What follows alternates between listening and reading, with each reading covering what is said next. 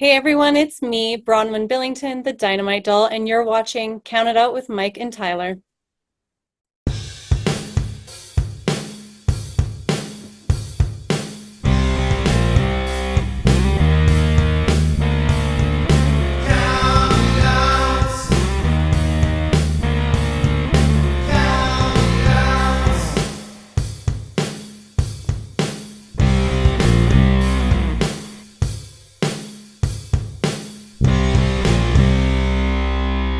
You are listening to Count It Out with Mike and Tyler. Well, we are live, pals, and welcome to another edition of the Bill Apter Seal of Approve Count It Out with Mike and Tyler. My name is Tyler. I am joined, as always, by my trusty co-host, Mr. Mike Walsh. But Mike, we are not alone today. Please tell our listeners who we have the pleasure of being joined with today.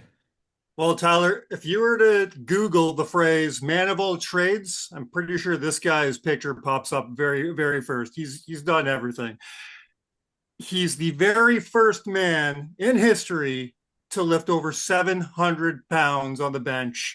He's got a hell of a wrestling career. He's an accomplished actor. We're going to talk about it all today. Mr. Ted Arcidi, thanks for joining us today, man. Hey, all right. Thank you, guys. Good intro.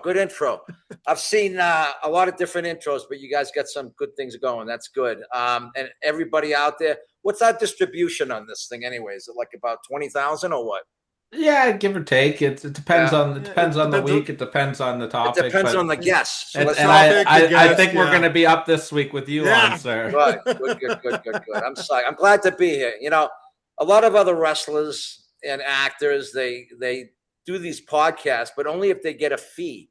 I think that's fucking horrible, especially the wrestlers, because I mean, Vince put us over, Von Erich's put us over, you know, TV. You guys paid to see us. You're getting lines and sellouts and shit, and I just think it's a crime. All the money we made to still fucking hamper you guys for a fee. I think it's nasty. It's not right. It's not right. We appreciate you taking the time, and you know, we want your story out there too. You know, this is you put this on the internet; it lives forever, right? So, exactly. Absolutely. And you know, you've got a lot of stuff going on in the acting world. We want to help you promote, and I know Mike's got a lot that he wants to ask you, and I'm going to throw right to you right away, Mike. Well, this isn't where I was going to start, but because you brought that subject up, Ted, the reason it came into my mind just recently that, you know, we thought about calling you before, but why I called out you now was because of a post you put out very recently on your social medias where you were showing off your LJN character and saying, "Oh yeah." I heard that went viral. Yeah, exactly. And you said, "Listen, if you want this signed, don't send it to Connecticut. Send it to me, and do not send money. I'll sign it." Who else is doing that? No one is doing that. That just showed how much you care about the fans. What inspired you to just put that out like that? Like, what did you see that made you say, no, I got to put a stop to this? Yeah. I guess it's the, what's the correct word? The arrogance of these other stars, actors and shit. Like they just don't get grounded enough, you know? I mean, some are, don't get me wrong. But basically a guy has sent this, he was a kid back then. He sent in the doll, the full package doll. And when I sign it, it instantly goes to like $3,000 because it was a limited thing, you know? Mm-hmm. And he says, "Can you take a picture of it and send it to me?" I said, "Absolutely." And my girlfriend, Lori, she took a shot just like in a moment right in front of the shot there with me hammering Atlas on that, jumping off the top of the rope. Yeah. And I put it in for him. And I said, my agent says, "Why don't you just put that online too, just to show people that, you know, you're willing to do this for them." And it was a great idea. And because a lot of people used to send stuff down to this day to the WWF down in Connecticut, WWE, and it just takes too long by the time I get it. And it gets lost. I mean, people rip people off down there. So I can't imagine somebody sending a doll still in a package. It's going to be arriving safe at the WWE in Connecticut and then sent up to me in New Hampshire. I just don't think that's going to happen. So I kind of cut to the chase and I went with that, which is good. Yeah. Phenomenal. Yeah, Facts. absolutely. And is that something that like you take a lot of pride in too, that you still have all these fans from back in that time period with Oh this action yeah. figure, that's I a mean, you cool guys thing. made us. You guys made us. I mean, like I said, the pay-per-views, the T-shirts, the autograph posters, the dolls, waiting in line for tickets at like the big event in Toronto. You guys were at that, right? A And little, yeah, I wasn't at that one live, but we that's that like was a one of insane. it I've never was seen so many crazy. fucking people in my life. And then Vince putting me over. How can you not be grateful and honored by you guys still putting us over, so to speak, you Absolutely. know? And And I embrace that. I think it's great, and I just think it's the right thing to do, you know? well, and we appreciate your time today. And you Yeah, mentioned the big event right in our backyard here in yeah, Toronto. yeah. What are some of your memories? You worked Tony Gurria, I believe, that night, or what? Korea, yeah, it was like that's when Vince was starting to turn me heel, and he says before the match, he says, don't give him everything and show some arrogant moves and stuff like that, but don't be happy. And it worked out because that set me up to go to Stampede as a heel, and then eventually down to Connecticut. I'm sorry, down to Texas with Ron Eriks to get the strap and be the heel down there. But yeah, that was so cool. It was almost surreal. I mean, as you know, I'm pumped up to the max. I'm juiced and everything, which I'm not afraid to say I'm not. But I didn't take a lot of juice.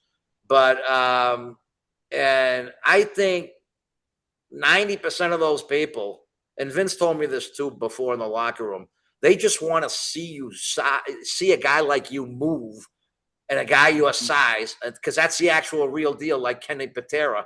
You're the real deal. You're like the real world's strongest man. So I think that's why I helped Vince get a lot of asses and seats that way. Absolutely. Yeah. And so I want to hit all this. I mean, you touched on the other territories you work with. You work in the three of the most important territories of that era. Oh, But absolutely. Yeah. before you can even get there, you have your powerlifting career. Yeah. Like I said in the intro, you're the first man to ever bench 700 pounds. It never gets old, does it? It doesn't, because apparently that wasn't good for you, because then you had to be the first man to break your own record. Right.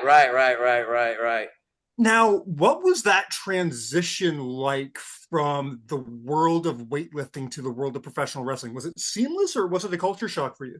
It was less seamless than most other powerlifters / football players trying to get into wrestling, because you're still going to be athletic. And I think I had my athleticism from playing ice hockey. I was really good at that. That's right. And Vince even told me when I had my meeting with Vince, he says, you got to be able to move. They don't want a boring strong man. And then what do they get? They get Mark Henry. I mean, geez, that's another thing. But he gave me the opportunity, and I was riding high after I was the first man to 705 bench and break 700 pounds in Hawaii at the international championship. So it was like a real powerlifting meet, not one of these backyard bench meets, Yeah. So it had a lot of exposure with like NBC, I think, ESPN. And by the time I got to the mainland, I felt like a fucking superhero just with that, because I was getting written up in the Globe, Boston Globe, New York Times, and then I was thinking, what's my next move? And I kind of wanted to go that direction, even set the record that March. And I was thinking about what happens after the record. And I was pretty tight friends with Kenny Patera, because through a mutual friend, Stevie Sanderson in Massachusetts, we used to go in to the Garden and hang out with him, and he'd get us in tickets and stuff. And we used to shoot the shit with him.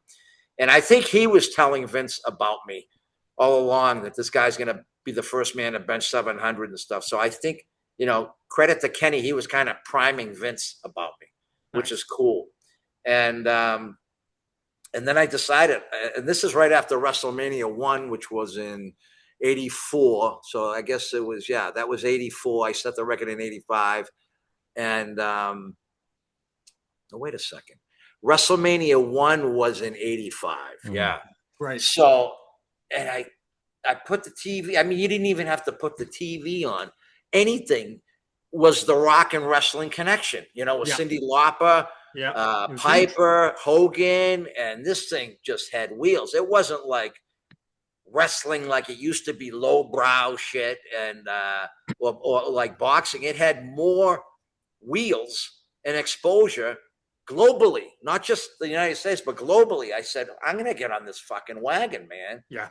Yeah. And that's what I decided to do. And we set up the meeting with McMahon and Turner. I had a meeting with Turner, but I didn't go to him. I wanted to go to McMahon because McMahon was so fixated all over the world already. He had the connections, you know, with the satellites and the television. That's everything.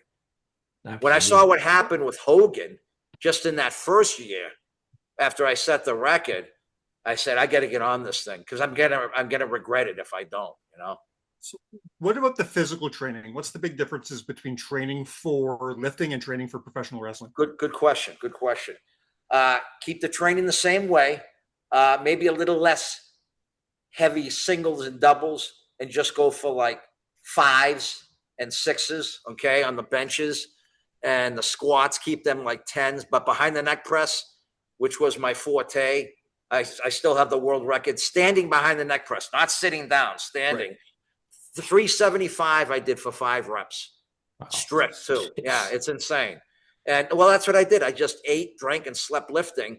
Yeah. So I kept those tenets of my strength training repertoire, but I knew I had to, you know, continue to get the cardio. I would do stadium steps, running for the explosive movements, because you had to get in condition to get in that ring, man. You blow up a lot, you know. Mm-hmm. And here I am wrestling at, I think, around 285, which is still heavy, you know, for someone 5'11".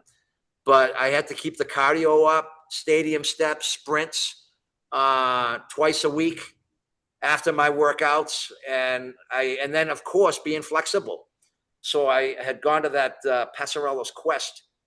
Vince sent me to that Tony Altamori's camp, the wrestling camp there in Orange, Connecticut. And I did really well there. I wish I stayed in there longer, but Vince wanted my ass on TV right away because Kenny Patera got in the can. Remember, he got thrown in jail. Yeah. But they didn't have their strong man. Yeah. So it was like calling Tony. When can he come out? When can he do his first TV? It's like, he's coming along. And I embraced that. I would go down to Connecticut from Massachusetts, 5 days a week, and just live in that ring and work out in the gym there. And I met some great people down there. It was great. It was good. It was a good stepping stone. But yeah, you have to keep up your cardio, man. You know, I told you about people that try to morph into wrestling from powerlifting, Olympic weightlifting, football. They're out of shape. You got to do your cardio, man. You got to, or else everything gets slow and it looks stagnated, and you don't want that. You don't want that, man. That's why I'm so glad Vince put me on the main event with John Studd at the Boston Garden. Yeah. And he said, do some stuff off the rope, show your athletic ability. And I got the double axe handle off the rope a couple times, going off the rope, giving him a elbow on his back, getting thrown out of the ring, pushed out of the wing. Yeah, you can't be stiff. And I remember Vince telling me the day before, because I was with Studd, he says, and I want you to take it out of the ring. I go, why? Don't you want to do more shit? And he goes, no. He says, Ted, we got our high flyers. We got our technical wrestlers. We got our Olympic wrestlers like Les Thornton, you know, up from your way. He says, but nobody beats 2 big fucking muscular guys nailing each other, hitting each other on the steel post outside the ring. There's just nothing that compares. And he was right. We went over big time up there. Absolutely. Now, you mentioned a lot of names, a lot of larger-than-life characters in the WWF at that time. Yeah. You come in there. You might be the only person that was actually bigger than their action figure that they put out. You know, they gave you a big muscular action figure. Yeah, everyone's saying that I had the most muscular action figure, and I was their best action figure. So, you know, there's Vince again putting me over. I mean, that was fucking incredible. I still don't think that the action figure did you justice either. I think you were bigger than the action figure, which is crazy. Was I there guess, was yeah. there anybody like when you first got up there and you're in the gym with the boys? Is there anybody that was impressing you lifting in there? You know who impressed me a lot for his size, benching, and doing shoulder presses was Terry Boulay Hulk. Yeah, eh? That was pretty good, and that's the reason why he got over so big. The man's 6'8", legit, Yeah. thick as a fuck, and he could push some iron, and Stud too. Stud was benching 500 for reps, and he had a long reach too. Big John, But I loved it. I loved working with him. I loved working with the Sheik. I did a Midwest tour and a West Coast tour with the Iron Sheik. He was great. That's another thing too. You want to be give and take. You got to be able to sell. If you can't sell, it looks like shit. You stink out the house. Mm. But as far as like other lifters, Atlas was good. I used to train with him out in LA. He get up to a 550 bench, and as you know, he was an elite bodybuilder, Mr. USA, before he got in. So, yeah, there was a lot of muscle on that card. Absolutely. Now, being a couple Canadian boys, there's one name that hasn't come up, and I've done research to see if you ever interact with this person. I couldn't find any, so I have to ask you flat out. Being Canadian, we love us some Dino Bravo. Leo Bravo, you mean? Dino Bravo. Did you ever come across? Dino? I never did. I missed him. Did, eh? I had gone to Texas or Stampede when he moved in, and I think he got up to like a legitimate 550, 580 bench. Right. But that was kind of a gimmick when they wanted him to go for my record, Yeah. And you could tell they even missed it on the fucking TV, I remember Jesse giving him the lift off, and he needs help with it. He almost get buried. And you could see Jesse looking at the camera, looking at Vince like, what the fuck do we do? Live TV, brother. It just put me over more, though. It was great. You got Gorilla going, and he's going for Ted Arcidi's world record in the bench press. So that just put me over even more down in Texas. Yeah, exactly. Great. Yeah. Fritz must have been happy. Oh, Fritz was great. He was a great guy. Fritz was, that movie, The Claw, right? Yeah. Yeah. They portrayed him the wrong way. He was not an overbearing father at all. He was a good guy. I used to shoot the shit with him all the time, with his son Chris in the office there. And there's another guy, another promoter, gave me an opportunity. I went down there. I had to still prove myself as a heel. So that's when Gary Hart, I think, was a booker down there. And I did a dark match with, I think, Cousin Luke. And give and take. But by that time, I had devastating shit off the top rope and clotheslines. Fuck the bear hug. I love the clotheslines, devastating clotheslines for a big man benching 700. You're not going to fucking get up, Yeah. So that was great. And then I remember after the dark match, he says, "You can work, brother. You can work as a heel." And I got a call from, actually, he told me, Fritz wants to see you at his office at the Sportatorium the next morning. So that was good. You still got to prove yourself as a heel, Right. Yeah. 100%. Now, I do want to get back to WCCW because both Tyler and I love some world class, and we're going to get there. But before we get there, back to WWF for a second. Sure. You mentioned Vince a couple times. What was your first interaction like with Vince, and do you have any unique Vince stories for us? Nothing but positive stuff. Right.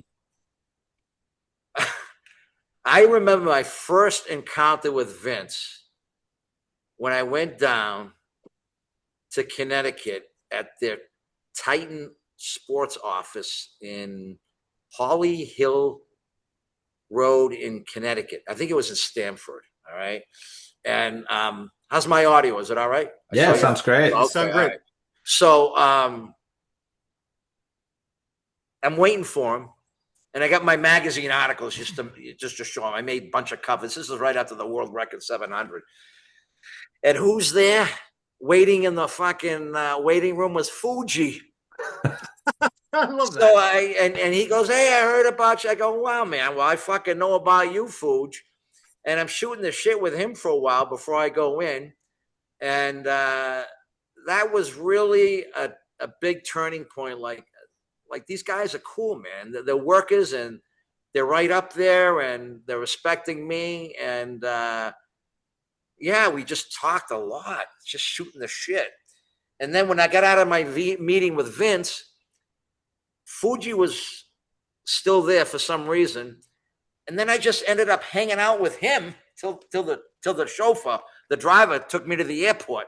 So I'll always tell people that day I met Vince, I was hanging out with Fuji. It was fucking great. And we're talking about Donnie Maroc, Donnie, that was this guy. And his history, Fuji was a good wrestler in his time too. Very good. Really great, fucking good. great tag team wrestler. And he could do some shoots too. He could do some shoots like fucking like the Iron Sheik too, or Backlund if they wanted to. I still think the toughest two people in the WWE in my time was the Iron Sheik and Haku. Yeah, Haku doesn't surprise me at all. Yeah, and the Sheik, man. But the Sheik can you want to talk about what strength, right? Yeah, yeah. And this is another factoid. The night before WrestleMania 2 in Chicago, when I did the Battle Royal, I'm there with George Scott and the other agents, and that we're going over who's going to be thrown out when, which and when and how. And then we're all done. And then Sheik goes, in his broken English, he goes, "Hey, Frelick," that was Billy Frelick, I think, the football player, all for the Atlantic Falcons, like all pro, but he was an all-American wrestler. And he goes, "You and me, position 4," he goes. And he did the original position for collegiate wrestling is the original position. And 3 out of 3 times out of that position, Sheik pinned friggin' Frelick. Wow. Yeah. Well, yeah. And I'm surprised it's not on more podcasts, maybe because the other guys are dead or something. But that's what happened. That's what happened. I was right fucking there, man. That's such a unique situation heading into that match too, because during that time period, the wrestling business was a lot more protected than it is now. It's wide open now, and you've got all these football players, right? And you got to imagine there's a lot of ego in the world of the NFL, and you guys are trying to protect your business and keep respect to it. What's that interaction like with the two worlds coming together? I heard Piper was a little tense about it, and what was your interactions, and did you see any crazy stuff? He was so cool, man. He put me over on the mic and everything. He was so fucking good. I miss those guys. Honestly, between you and me, when we got together, you're looking at the toughest, strongest guys in the NFL. We're talking like the Steel Curtain. We're talking about Raymond, the Refrigerator Perry, the Chicago Bears. I mean, the front line, the defensive line, these guys were fucking good size too. But everybody got the sensation like they were like marks. They loved us. They really did. They were just happy to be there. You know why? Because they watched the fucking TV. You know? Right. I think people watched wrestling more than the NFL back then. Probably, yeah. I bet green money they did. Absolutely. Yeah, they were cool, but that's the feeling I get. They were just happy to be there, you know? Well, you see it. I'm very respectful for them, though. I mean, to make it to the fucking NFL and a Super Bowl team, that's fucking hard, man. And you talk about the strength and something that was a different NFL, right? No, that was a better NFL.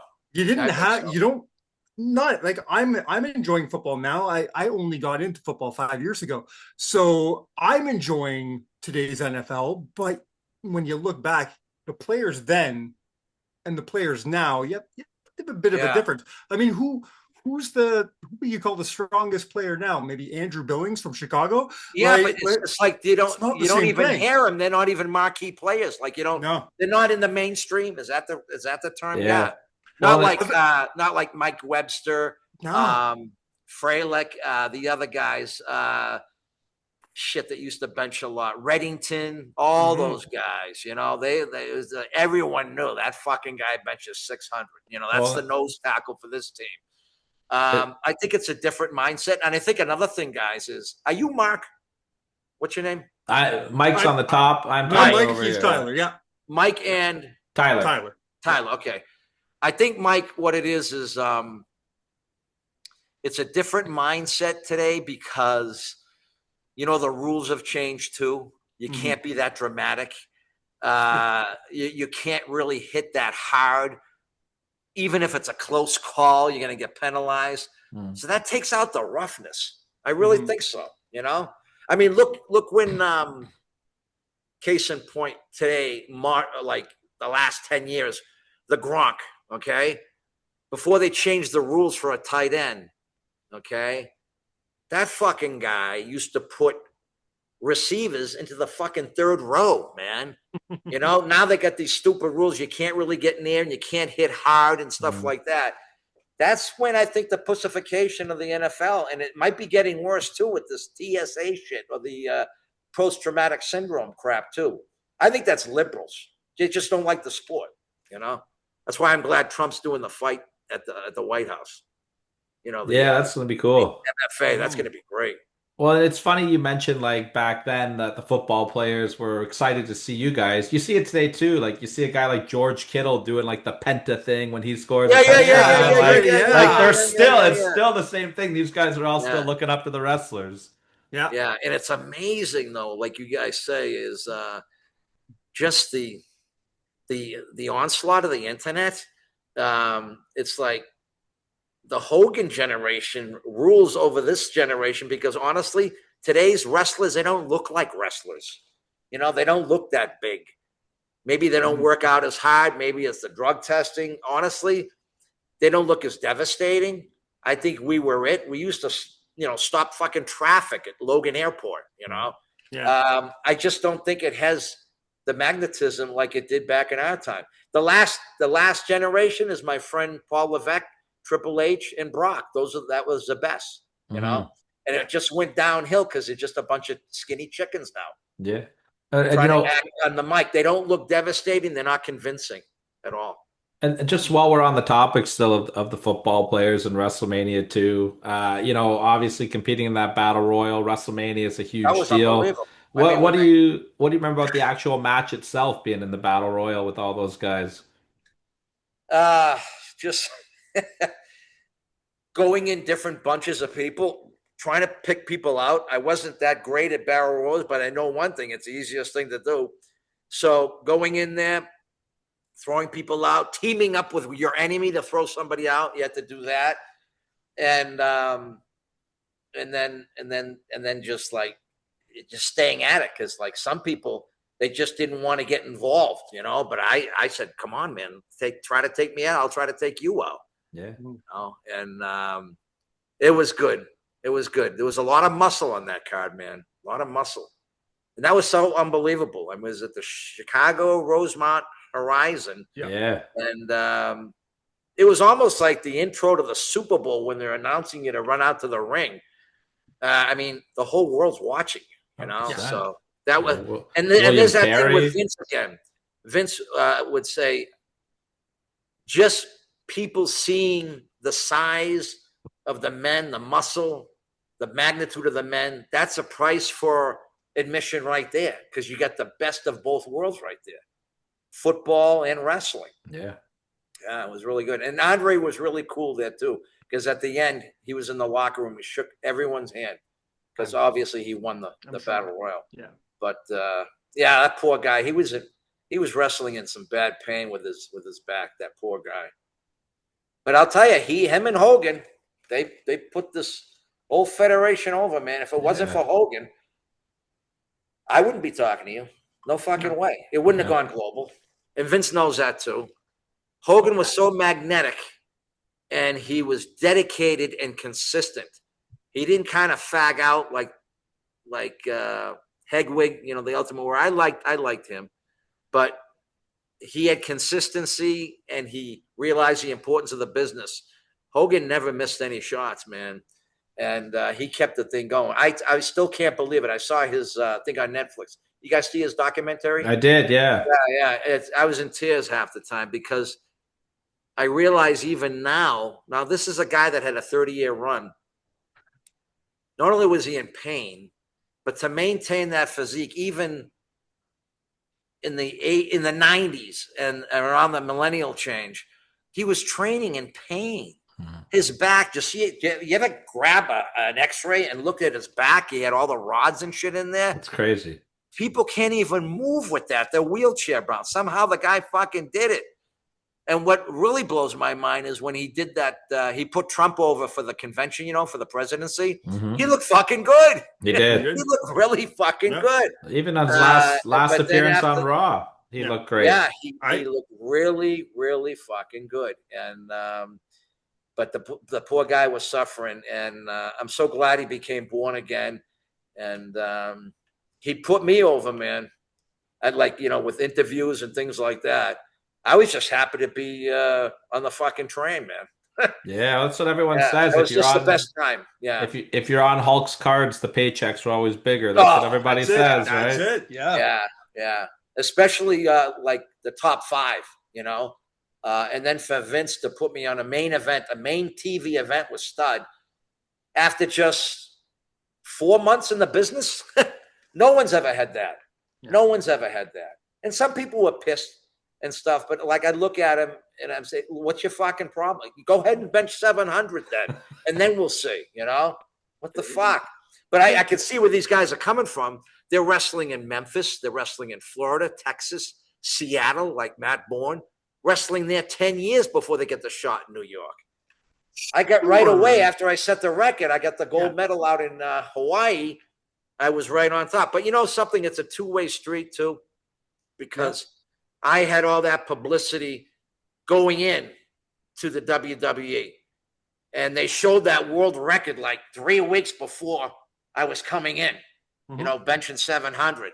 So people are getting primed. Vince is like the ultimate market man. He knows how to set the stage. Yeah.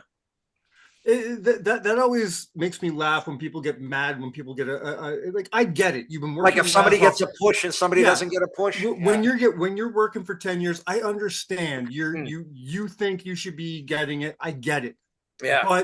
But when you don't understand why somebody else is getting the push, put yourself in that position, because you're not going to be mad if you're the one getting the push after 4 months. Yeah. No, there was an element, and you probably seen it in past podcasts with other athletes. There's some element of jealousy, 100%. And that goes with the business. That goes with all sports, A friend of this show, a person we've had on this show, is Kurt Angle, who probably had maybe the fastest rise.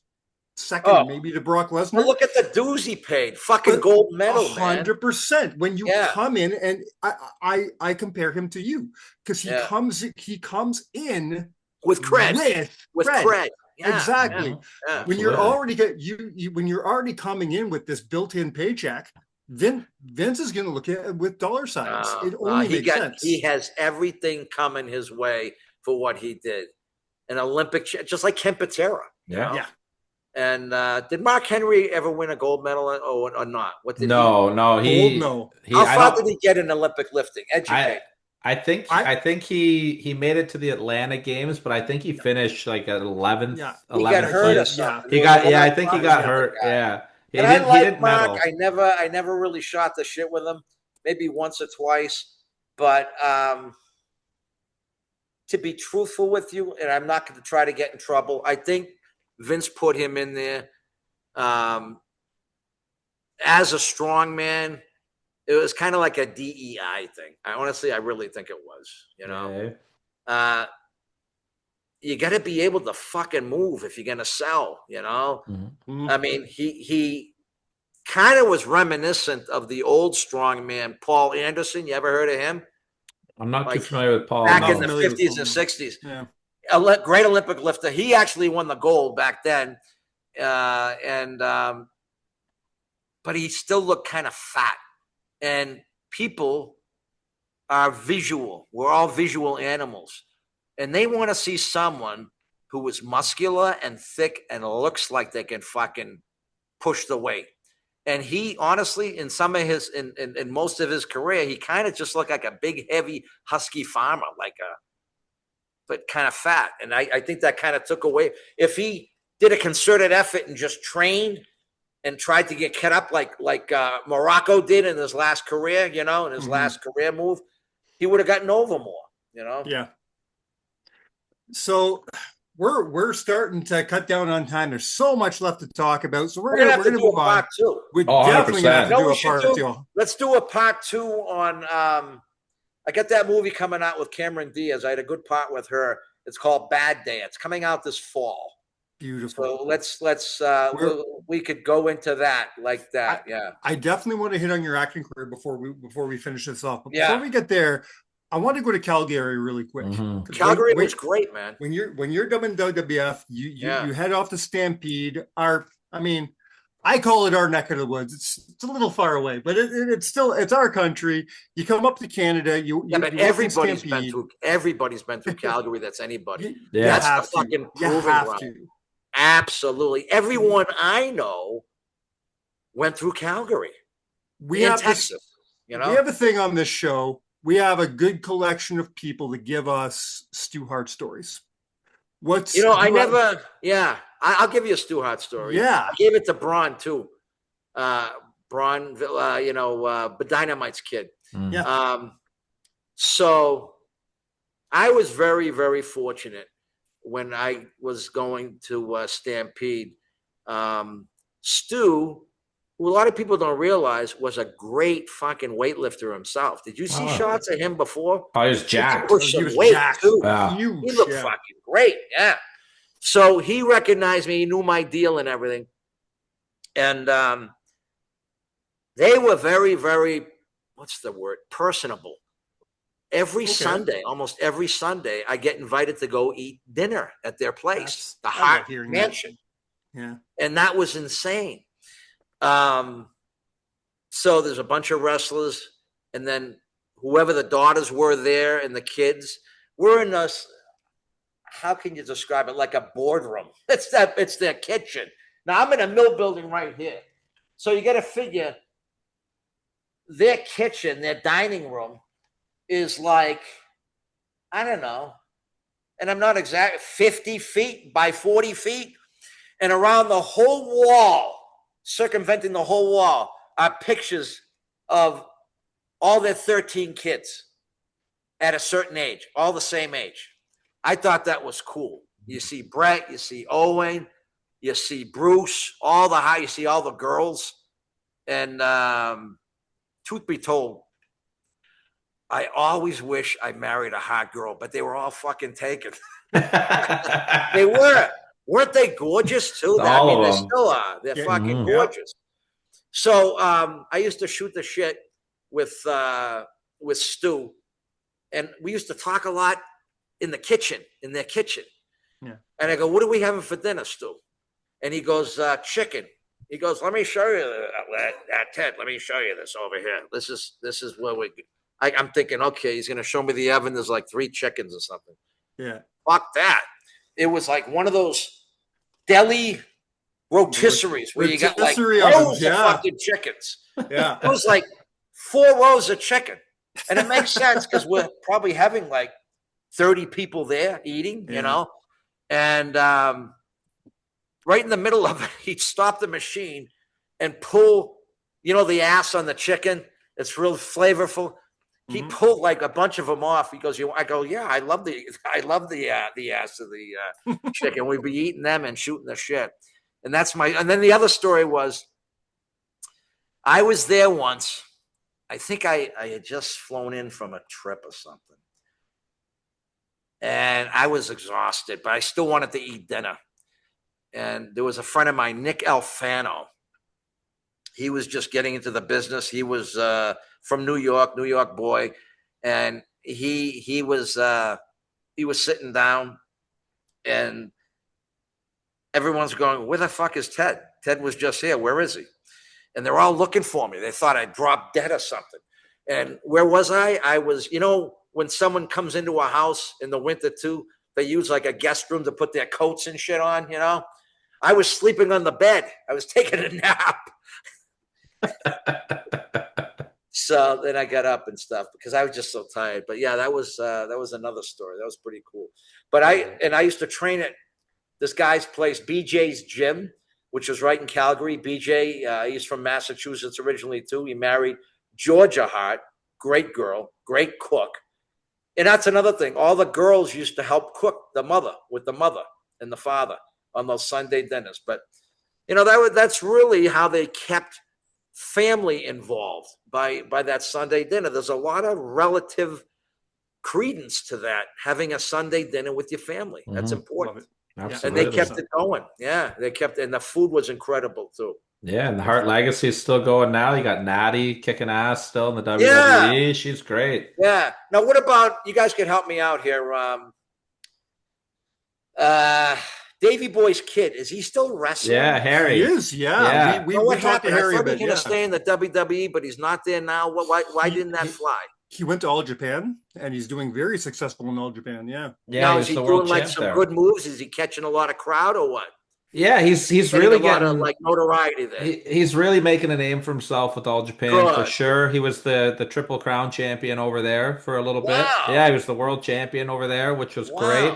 Really, really into. He's putting a lot of like the grappling, like jujitsu, like ground into his wrestling as well. So he's intermingling that. Yeah, it's almost like MMFA with the wrestling. He posts a lot of training videos, man. He's a big boy. Wow. He looks like he'd really. Well, I know one thing. That when he was a little shit, we used to tease him and stuff. They called him Prince, right? The Prince, and he's got to be 6'4", right? It's a big boy. Yeah, he's a big boy. Yeah. You won't believe this. He might be bigger than his dad. Yeah. His dad was. Yeah. As tall as me, maybe 5'11", 6 feet. Yeah, but I mean, but Davey was big, right? Yeah. Yeah. And his dad still had a great bench. Davey, I remember him benching like 525, which is fucking great, just in a t-shirt at Gold's. We used to all train at Gold's. I remember this one thing at Gold's too. So we're all wrestling at we did the whole circuit from San Diego all the way up to like Santa Ana, way the fuck up there. Where's the what's the capital of California? It's a northern city, right? But anyway, we did the whole coast run, and then we trained at Gold's in Venice, and that's when it was Venice Beach, not like it's more like a tourist joint now. And we would literally, especially when I benched, and Tony Atlas or Stud or even one of the Bulldogs would give me a fucking lift off on the bench, and I remember I did which wasn't crazy weight. It was still great weight. I did 600 for 5 reps. And the whole gym just stopped. And then they all started clapping. That's fucked up. I go, man, if I had a hat, I would have taken it off. That was cool, man. So you get to the Von Erich territory, and you work with some people that are very interesting to me. I have to ask some questions about this. This is a 2-part question. Because number one, I didn't know this until I started doing my research. Like, I knew a bunch about you before looking into you, but when I started doing my research for this interview, I ran into something I never knew. Apparently, you can tell me if I'm wrong. Yeah, you were in a very brief stable with the likes of Cactus Jack, the Dingo Warrior, and Rick Rude. Is this true? Yeah. They were in the same managerial with Percy Pringle, but I was under the same. I was under the same manager with him. Yeah. What a weird group of people. That leads into my question. We are both big fans of Percy, Paul Bear. Yeah, we got to have some Percy Pringle stories. Yeah, and Matt Bourne too. Love us some Matt Bourne here. Yeah. Sad about Matt, man. And his dad, I worked with his dad because his dad came down for a stint. What's his, what they call him? Tough Tony Bourne. Yeah. And he was part of that Seattle territory way back when he got mad at Matt Bourne's dad was a worker as well. I didn't know that. Oh, yeah. Really? Look it up. Tough Tony Bourne. Tough Tony Bourne. Okay. Yeah. I learned something today. Love that. And it was cool because, Pringle, he just, everyone knew him down there. Yeah. And that all stems back from when Kerry got the belt from Flair at Texas Stadium, a packed Texas Stadium. Mm-hmm. This is when Flair flies in off a helicopter to put over fucking Kerry. I go, man, that's the fucking territory. And that's why I always remember this too. My first TV night there at the Sportatorium. It wasn't a big place, but it was like fucking Rome. People right over your back, yelling and shit. It was totally packed. There was no fire loss. Trust me, if there was a fire, we would all burn. But there's like 2,500, 3,000 people in that place. And I remember this too. When I'm driving up there with my guys, we had to park or they just dropped me off because there's no place to park. But there was always like, I'm counting them too. I go, wait a second, no, stop the car. 8, 9 fucking satellites, satellites going all over the world for that little fucking Sportatorium. And I'm thinking, you know something? All credit goes to Fritz. He's the one that built up that territory, man. Damn right. And it was as global, pretty much global as Vince, because it was on all the national stations too. And that was amazing. I'm so glad I got in on the tail end of that. And he was doing the stuff before Vince too. He was the first guy that brought the cameras into the ring. He was the first guy with the theme music, the interviews, the live interviews. Yeah. He just didn't want to expand it, is what I heard. Yeah, parking lot and stuff. That's crazy. Yeah. No, it was so sad when he died. I wish I went to his funeral, but he gave me a shot, man. And I still remember that meeting with him after Cousin Luke put me over in the dark match at Dallas Fort Worth at what the hell was that called? It was some arena there. He goes, Arcidi, we're gonna push you as a heel. You did really good, and I think they like that concept of a Yankee asshole. And we're gonna hook you up there with Pringle, and I think it's gonna be good. He was no nonsense, man. He was no nonsense. That's why I feel bad that they portrayed him the wrong way in that movie, man, because he was not overbearing. You gotta picture this. You gotta conceptualize Kerry Von Erich, Kevin Von Erich, all the Von Erichs for that matter. They were all put over, but Kerry the most. And they're instantly like beyond rock stars outside of Texas too. So they're privy to the demons, the drugs and shit. And they can get whatever they wanted. And it was hard self-control, The only one that had self-control was Kevin, which I remain good friends to this day. Kevin's a good shit, man. I'm so glad. Good guy. And I miss them all. That was a great territory. And who helped me though, on the mic, because I got really good on the mic up at Stampede, and then down in Texas too. Percy helped me out a lot too. A lot of it's just improv, Yeah, of course. And if you got that going, if you got some good wrestling moves, and you got the fucking rap, and you got a manager, you can go anywhere, man. You can go anywhere, and it worked out good. And I am always grateful to Vince McMahon and Mr. Von Erich. And then the other thing, one last thing about Vince, I get pissed off when I go to these signings. I talk to these other wrestlers. I'm not going to mention names, but they say, "Well, I'm going to take Vince to court because I get post-traumatic syndrome and this and that, and I get on drugs and this and that." I go, "Wait a second, cut the shit." I go, first of all, Vince is offering every year, if you had a drug problem, he's willing to give you drug therapy. Are you guys aware of that?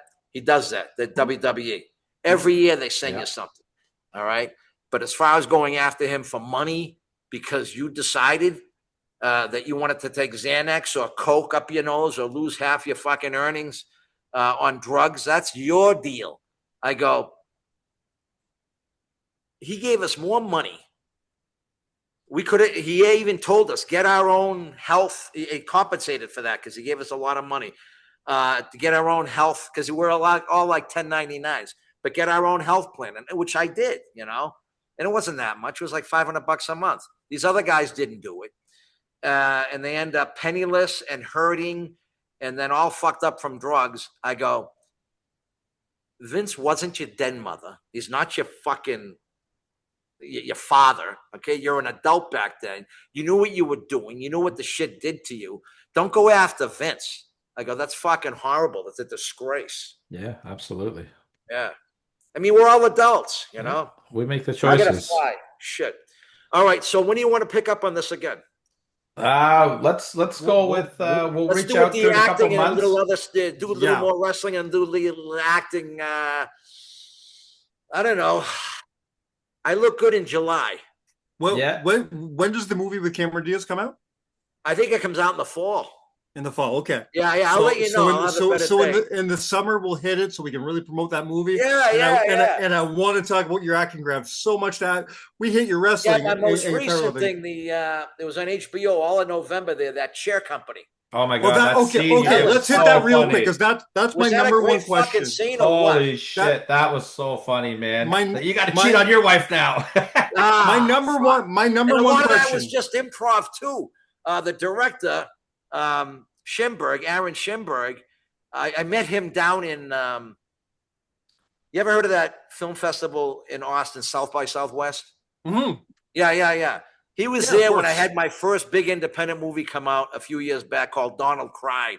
And he remembered me from back then. And so we're shooting the shit. And then he had me go out for this part, and I ended up getting it. But like most good directors, like when I'm in The Fighter and shit with David O. Russell, Yeah. they still have you go over the main lines and stuff. But then he says, now I want you to keep that frame of mind, but then throw your own flavor in, which is easy to do. And we did a lot of improv in that scene. And improv, as long as you stay on line and focus for the gist of the whole thing, you work with another good actor like Tim Robertson, the fucking sky's the limit. We fucking had more great takes that night. We filmed till like 2 a.m. What I love about that scene is because anyone who hasn't seen The Chair Company, it's a dark comedy. Oh yeah, but paranoia takes over. But what I love about this scene is if you isolate the two characters, you isolate Tim and then you isolate you. You watch Tim's performance and it's fucking hilarious. Oh, just see his face and his replies. Then you watch your performance. Yeah. I might as well be watching the best horror movie of the fucking year because it was crazy. You gave horror movie vibes. How did you play that straight man so well? Yeah. With Tim Robinson, arguably honestly, the on the scene right now. You got a good point. I didn't even know who the fuck Tim Robinson was, honestly, and I'm glad because I just thought he was another great SAG actor. And you don't want to go into that thing thinking, okay, who the fuck I'm up against a star like I'm up against Wahlberg. Fuck that. Just do your job. They're going to go by the body of your work and have fun. All the work's done. You did all your memorization. Now go in there and live the fucking part. And I've been told that by a lot of coaches and acting, casting directors and stuff. And they have too, But that was, and we fed off each other. I mean, that was, it's probably my best scene on national TV or like film ever to this date. Yeah. Ted, I know you gotta run. Is it okay if I just squeak one more question for you? I'd love to know. I always end our interviews like this. You've done so many incredible things in your career between the lifting, the wrestling, the acting. Do you have like a little Mount Rushmore of personal accomplishments, like your 4 best, like proudest moments of your career between everything? I think I can pick them out of each one. Like the setting the world record, being the first man to bench 7. Mm-hmm. That was cataclysmic in the whole powerlifting world, And then I would say the John Studd match, beautiful, TV main event after 3 months. That was a great fucking match. I loved it. Yeah. And then the Chair Company. Yeah, that's and the Fighter. But then I have a bunch of different things too. But and the Equalizer too. I mean, you and Denzel. That's that was great. Yeah, that was great. Yeah. I guess I always tell people though, if it wasn't for the bench press, I wouldn't be talking to you. Yeah. I wouldn't have been the first man to bench 700 pounds. It would have been a guy named Bill Kazmaier. Yeah. Okay. Who was bullshit to this day, that I beat him to it. And it propagated me into the wrestling, and then it got me into the acting too. But yeah, it's because of the bench press. And honestly, I gotta say this too. It's the friends I hung out with in high school and college when I started lifting to play hockey. I mean, the coaches are saying you could be a real good hockey player, you could play professional, but you got to put some size on. And I took their advice. So if I didn't play hockey and I didn't get into the weightlifting, and once I get into the weightlifting, it's like, wow, man, these gains are good. And I was all natural too until I didn't take my first cycle until the summer after I graduated college, you know? So a lot of people don't believe that, but I really built up a good tendon and ligament strength just from the benching and the behind the neck press and the lifting just to put on the hockey weight, you know? And we all love hockey. One of my biggest Canadians here, man. I gotta meet this guy. He was way before you guys, but he was for the Philadelphia Flyers. He was an enforcer. Andre Moose DuPont. Okay. You ever heard of him? Yeah. I gotta meet this guy. He was my idol. I got to meet him when I was in high school. I got a picture of him. I might put that on the site. Yeah. That's amazing. We'll put this video clip up. We'll send it to you. You can put it up with it. Yeah. Let me know how you do this. Yeah, for sure. Stay in touch, will you? Absolutely. All right? 100%. I really appreciate this. This is good for exposure, but it's good for the fans. You know, They love to hear the stories. Part 2, we're going to hear many more.